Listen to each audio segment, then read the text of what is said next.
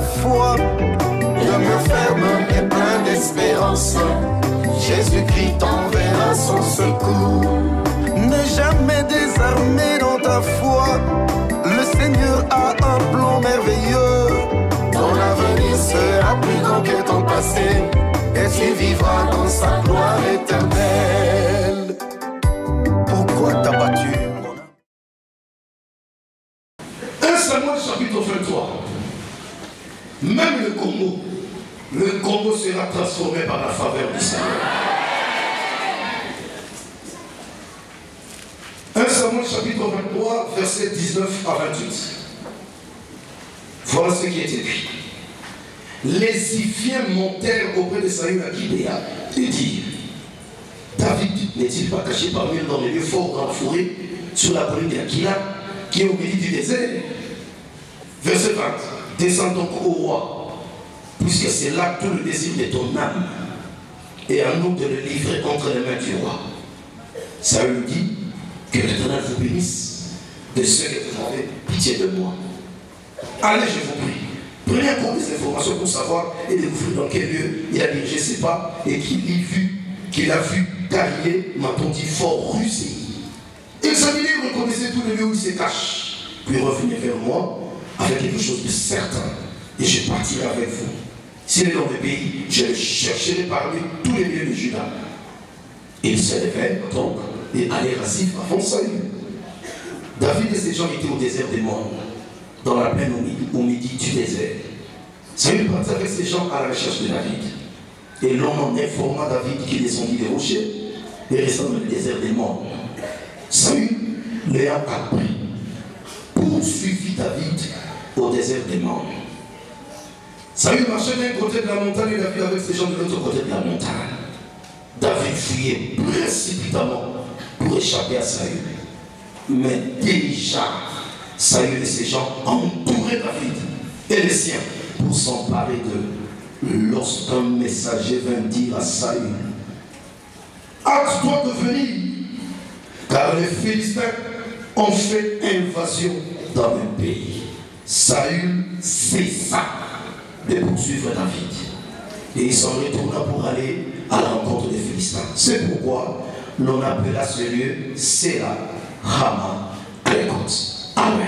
Amen. Terminons la lecture avec le psaume 34. Le psaume 34, ce jour-ci, c'est un psaume qui me tient beaucoup à cœur. Et même ceux qui me suivent souvent à la radio, c'est le psaume avec lequel nous faisons nos prières. Psaume 34, versets 2 à 10. Psaume 34. Je bénirai l'Éternel en tout temps. Sa louange sera toujours dans ma bouche. Que mon âme se glorifie en l'Éternel, que les malheureux écoutent et se réjouissent. Examinez avec moi l'Éternel, célébrons tous son nom. J'ai cherché l'Éternel et il m'a répondu. Il m'a délivré de toutes mes frayeurs. Quand on tourne vers lui les regards, on est rayonnant de joie et le visage ne se couvre pas de honte.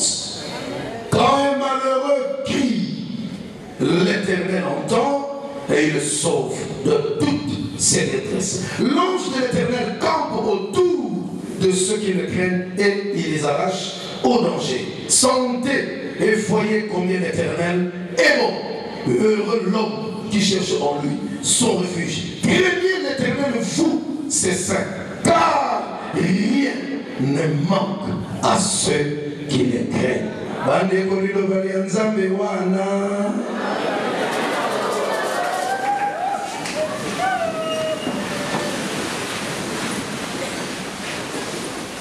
L'Éternel agira en ma faveur.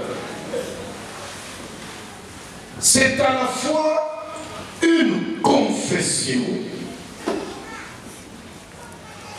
une parole de combat et aussi un message prophétique.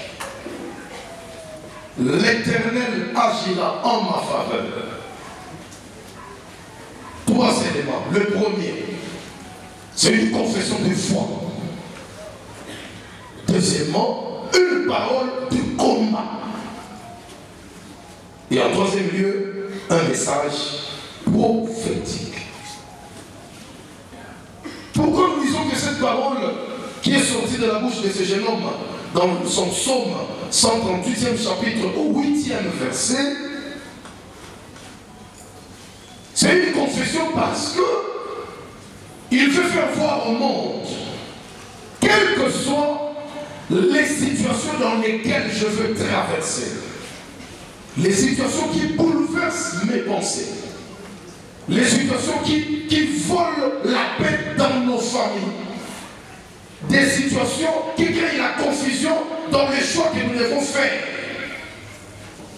des situations qui brisent notre courage parce qu'on a rencontré l'échec non escompté. Mais ce jeune homme veut dire, malgré cela, je continue à avoir confiance au Dieu d'Abraham, d'Isaac et de Jacob, le Dieu d'Israël. Et nous ajoutons après lui, nous avons confiance au Dieu, Père de notre Seigneur Jésus-Christ. Donc c'est une confession de foi. Parce qu'il a si bien dit, l'Éternel agira. Donc, il attend. Il est en train d'attendre. C'est que la situation n'était pas vraiment bonne. Nzela zako lekela na mikolongo ezalaki penza malamu te. Alors il fait seulement faire voir à ceux-là qui disent peut-être que son Dieu l'a abandonné, il est fatigué. Non, il leur dit non. J'ai confiance en ce Dieu-là. Il accomplit toujours ses promesses. C'est pourquoi sa renommée continuera à s'étendre dans ma vie.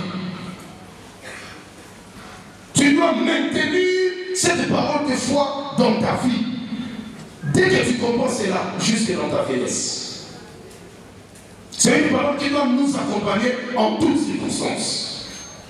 C'est une parole qui est sortie de la bouche de quelqu'un qui a manifesté, qui a vécu, qui a expérimenté la puissante main glorieuse du Seigneur, qui a accompli des promesses, même au-delà de ce que nous pensons. David, lorsqu'il bénissait le peuple d'Israël, dans le psaume chapitre 20, du 1er jusqu'au 10e verset, au 5e verset, il dit quelque part que l'Éternel te donne ce que ton cœur désire. Il avait raison. Mais à la lumière des Saintes Écritures, selon l'apôtre Paul, dans Éphésiens, chapitre 2, à partir du 3e jusqu'au 8e verset, Paul dit, nous là, nous sommes le fruit de l'amour de Dieu, à cause de ces richesses infinies et incompréhensibles. Donc moi, je peux enrichir en disant que le Seigneur te donne au-delà de ce que tu attends. Amen. Et ce que je dis, c'est possible. Quelqu'un dit Amen. C'est une confession de foi. Mais il y a une prière.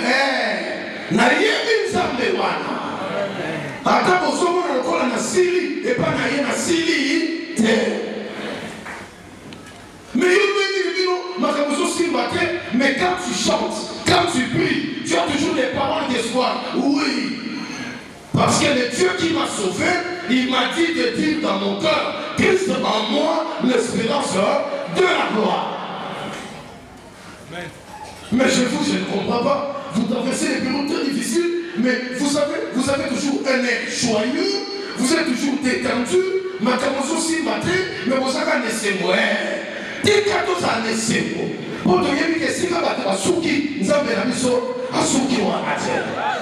Quelqu'un dit Nazara Nzamba Malonga. Bakisa Nazara Nzamba Koka. El Shaddai. Comme El Shaddai. Nzamba Malonga Koka. El Shaddai. Le Dieu tout suffisant en lui-même. Il n'a pas besoin de l'aide de la main d'un homme. Non. Dieu ne peut jamais te promettre quelque chose pour ne pas l'accomplir. Ça n'existe pas. Et lorsque Dieu te promet quelque chose, tu dois savoir qu'il a déjà terminé dans son intelligence. Parce que Dieu ne peut pas commencer quelque chose qui n'a pas encore terminé. Non. Quand il commence à faire quelque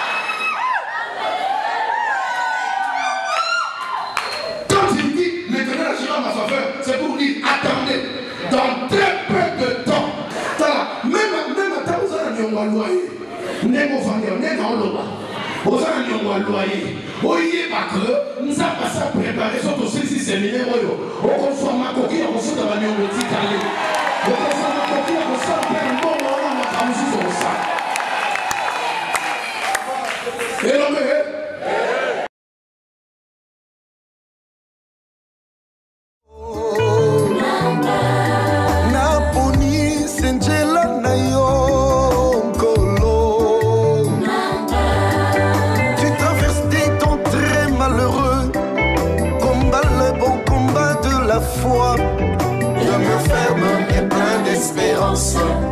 Jésus-Christ t'enverra son secours. Ne jamais désarmer dans ta foi. Le Seigneur a un plan merveilleux. Ton avenir sera plus grand que ton passé, et tu vivras dans sa gloire éternelle.